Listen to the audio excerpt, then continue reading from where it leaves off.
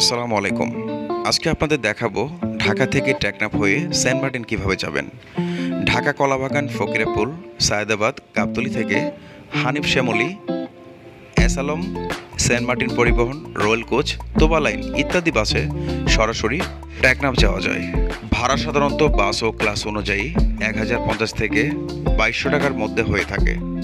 রাত 8টা থেকে 10টার মধ্যে বাস রওনা দিয়ে সকাল 8টার মধ্যে টেকনাফ পৌঁছে যায়।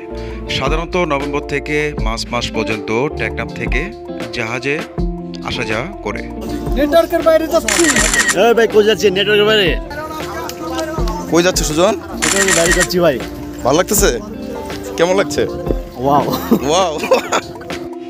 সেন্ট মার্টিন রুটে চলাচলকারী শিপের মধ্যে রয়েছে Sinbad, Keari coach, MB Farhan, Atlantic ইত্যাদি।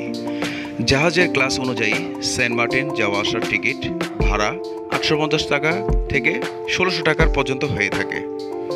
কিন্তু আপনি যদি কক্সবাজার থেকে জাহাজের টিকিট কাটতে চান তাহলে হয়তো বিপদে পড়তে পারেন, কারণ এই 4 মাস নর্মাল শিপের ভাড়া প্রচুর পরিমাণে রাখে, যেটা হয়তো দ্বিগুণ, যেটা আপনার জন্য অনেক ব্যয়বহুল হতে পারে।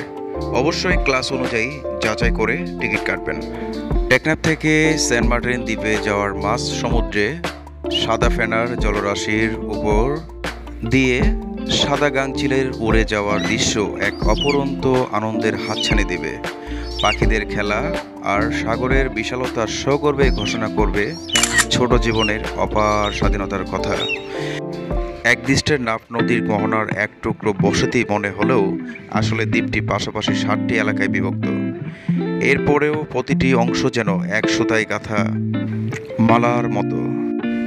কক্সবাজার টেকনাফ জেটি থেকে জাহাজে পড়ে প্রায় 2 ঘন্টার অন্তহীন জলপথ পাড়ি দেওয়ার সময় দৃষ্টিসীমানা জাদুর মতো ভেসে উঠবে 3 বর্গ কিলোমিটার আয়তনের এই ছোট্ট দ্বীপটি। দেশের ও ভিতরের বাহিরের পর্যটকদের জন্য অতি আকর্ষণীয় এই সেন্ট মার্টিন দ্বীপ। সেন্ট মার্টিন তার অর্ধেকটা সৌন্দর্য যেন ঢেলে দিয়েছে পশ্চিম উপকূলের এই সৈকতে। রোদেলা সকাল কাটানোর জন্য পূর্ব সৈকতটা সেরা।